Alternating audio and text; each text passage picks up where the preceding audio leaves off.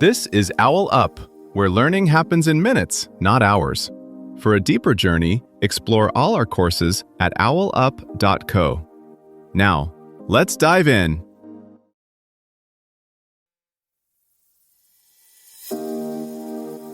Welcome back to Chapter 2 of our series, Start Investing, Your First Steps to Building Wealth. In this episode titled, Account Setup, Where to Put Your Money, we'll explore the different types of investment accounts available to you. By the end, you'll have a clear understanding of where to stash your cash for maximum growth. Let's dive in. Most people own stocks without realizing they've never actually chosen where their money lives. You tap an app, buy a fund, and think you're done. But the account holding that investment can quietly double your tax bill, or cut it dramatically. Today, we open that black box. Here's the twist. The same investment, a broad market index fund for example, can lead to very different outcomes depending on which kind of account you park it in. Two people can buy the exact same thing on the same day at the same price. Yet, one quietly ends up with thousands more over time simply because their money sat in a smarter location on the financial map. In this episode, we'll explore that map. You'll see why some accounts are designed to reward long-term goals like retirement or education, while others prioritize flexibility and fast access. We'll also look at how modern platforms make it easy to confuse convenience with quality. Zero commissions don't mean zero cost. By the end, you'll know which doors exist, what each one offers, and how to decide where your very next dollar should actually go. The first big fork in the road is whether your money goes into a tax-advantaged account or a regular taxable account. That choice quietly decides how much of your future gains you actually keep.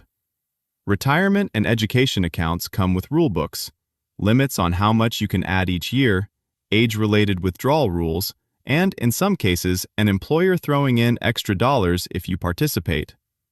Taxable accounts skip the rulebook, but hand you a tax form more often. Think of these options as distinct settings where the same dollars behave very differently once time, rules, and taxes start working on them. The first step is to zoom in on tax-advantaged accounts because they quietly rewrite the math of compounding. Within that universe, there are two big camps: retirement and education. On the retirement side, you'll usually see three labels: traditional, Roth, and employer plan, like a 401k or 403b. The difference isn't what you can buy inside them, it's when the IRS takes its cut and whether anyone else adds money with you.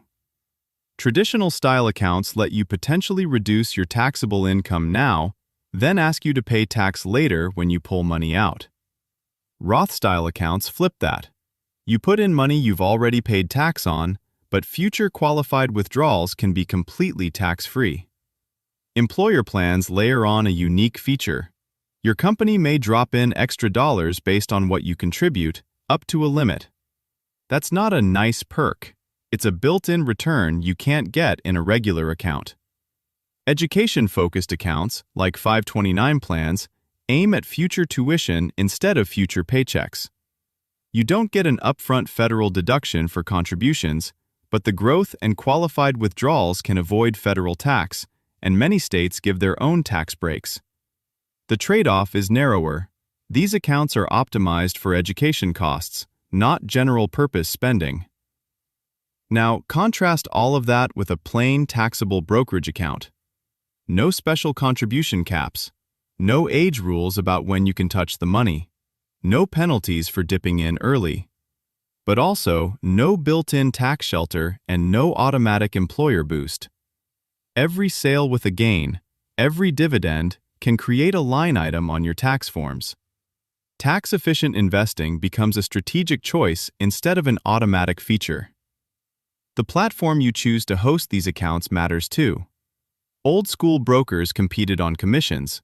Today's platforms compete on ease, design, and the stuff you don't see easily: fund expense ratios, how your orders are routed, the interest, or lack of it, on your idle cash. $0 trading next to a high-cost fund menu is like a restaurant with free tap water but a huge markup on the actual meal. The practical question becomes, when you have a new dollar to invest, which bucket should you fill first? That ordering, employer plan versus IRA versus taxable, can matter more than fussing over tiny differences between similar investments. Think about how you'd actually use these different buckets in real life.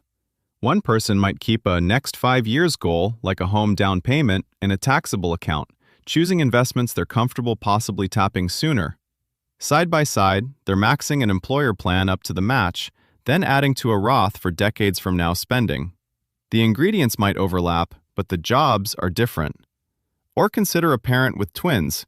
They might fund 529 plans for expected college costs, but also keep a taxable account earmarked for, what if one skips college and wants to start a business? Same dollars, different degrees of flexibility and tax treatment. Even the platform choice can follow roles. One person might use a robo-advisor for long-term retirement money, automated rebalancing, tax loss harvesting, while keeping a simple, low-cost brokerage for occasional manual investing. You're not hunting for a single perfect account. You're assembling a small, deliberate toolkit. Set and forget accounts won't stay simple for long.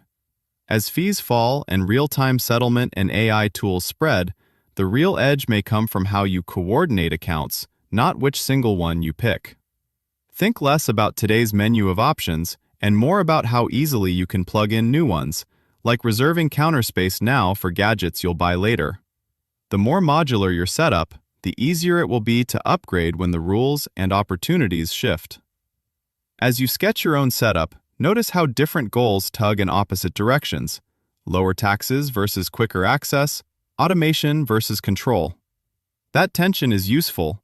It forces you to decide what actually matters. Your challenge this week: map just one real dollar of future income to a specific account on purpose instead of letting it drift by default. This was OwlUp, your daily step forward. To keep learning with structured courses and more insights, go to owlup.co. Until tomorrow.